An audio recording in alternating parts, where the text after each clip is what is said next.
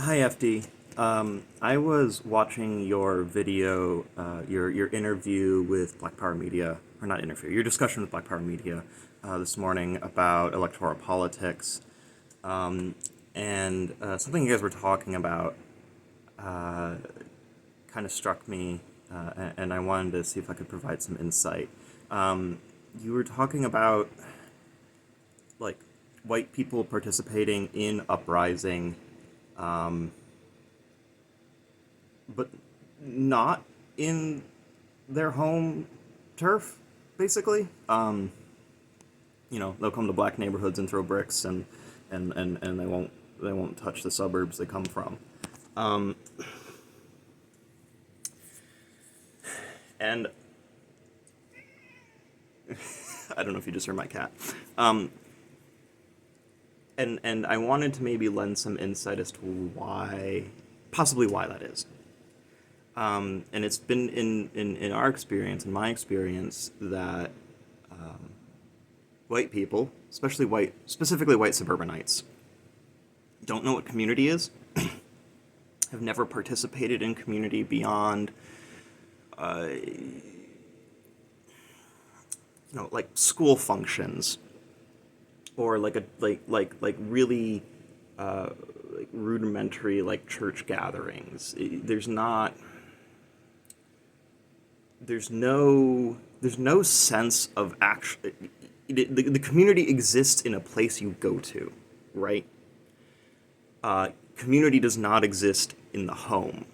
There's no sense of living together. There's a sense of experiencing specific things together, but there's no living shoulder to shoulder, which I think is really important to developing a strong community bond. You can't see people once a week. You have to see people every day.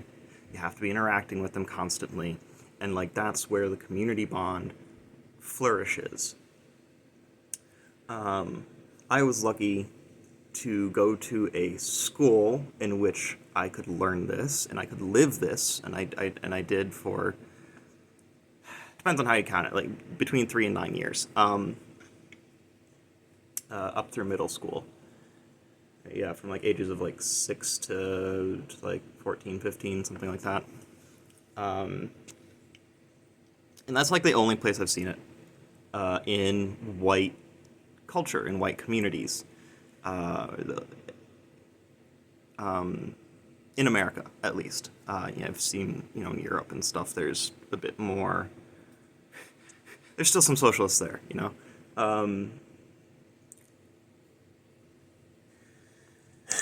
So there's not. So I think it's like these people don't know how to like organize in the suburbs. So they don't know how to organize amongst themselves. So they find the people that are already organizing, so the black community in this case, and they attach themselves to it and they participate in it. And it can be a clout thing, for sure. But it's just like they don't know what else to do. Like where else do we go? This is where the things are happening. This is where the people are gathering. This is where the people are fighting.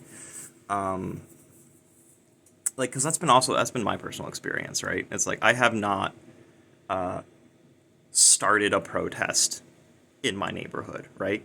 But you know, I've participated in Black Lives Matters protests, right? It's which is good, and people should still do that. But like, wouldn't it be great if in my like white pseudo suburban housing complex we started like a tenants union or a community garden here, and we were building these community ties, and then our communities could interact with one another instead of it being individuals attaching themselves to a community that they're not really part of. Um,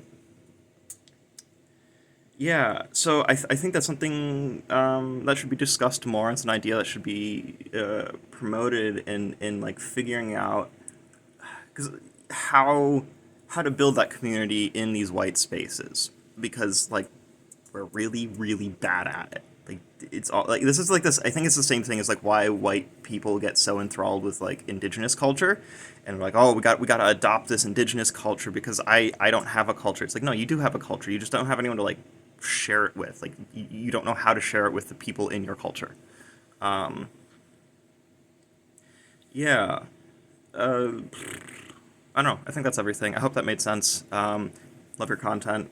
Love your work. Same to you, Black Power Media.